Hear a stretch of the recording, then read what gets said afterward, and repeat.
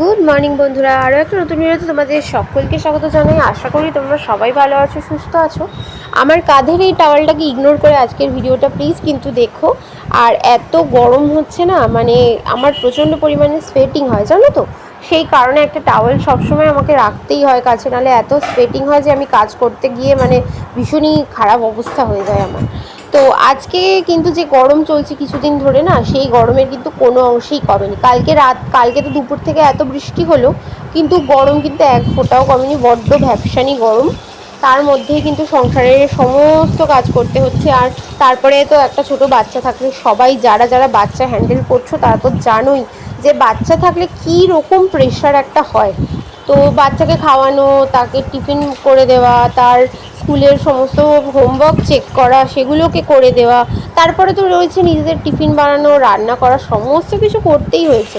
আমাকেও সেটা করতেই হচ্ছে।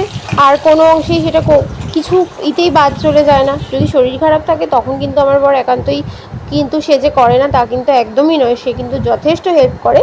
তার মধ্যেও যদি নিজের কাজ নিজে না করি তাহলে কে করবে বলো।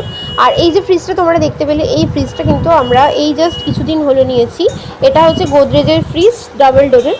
তো কিছুদিন আগে নিয়েছিলাম, মানে এর এখনও ইনস্টলেশন চলছে। এই মাসে কিন্তু এই লাস্ট ইনস্টলমেন্ট পে হবে।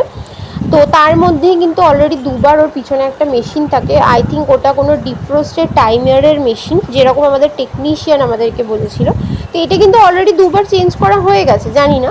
তারপর থার্ড টাইম যদি হয় তাহলে কিন্তু কোম্পানিকে খবর দেওয়া হবে। কোম্পানি কিন্তু অটোমেটিক্যালি ওটা রিপ্লেস করে দেবে। তার কারণ হচ্ছে যে ওটার এখনও ওয়ারেন্টি পিরিয়ডটা চলছে। তো আজকে কিন্তু আমি রান্না করছি হলো গিয়ে তোমার একদম পাতলা করে রুই মাছের ঝোল করছি ঝিঙে আলু দিয়ে। আর আজকে মশলাটাও কিন্তু আমি বাটিনি, মানে বসতেই ইচ্ছা করছে না। জাস্ট মনে হচ্ছে কোনো রকমে আর কি, মানে পেটে দুটো দিতে হবে না, সেই কারণে আর কি রান্নাটা করা, বুঝতে পারলে তো।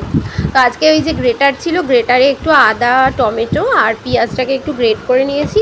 আর ধনে জিরে হলুদ দিয়ে একটু, ওই না ঝোল না কষা, কষা কষা করলে তো এক তরকারি ভাত খাওয়া যাবে না, সেই জন্য একটু ঝোল রেখে ওই গামাখা মতো করেই ঝোলটা করেছি।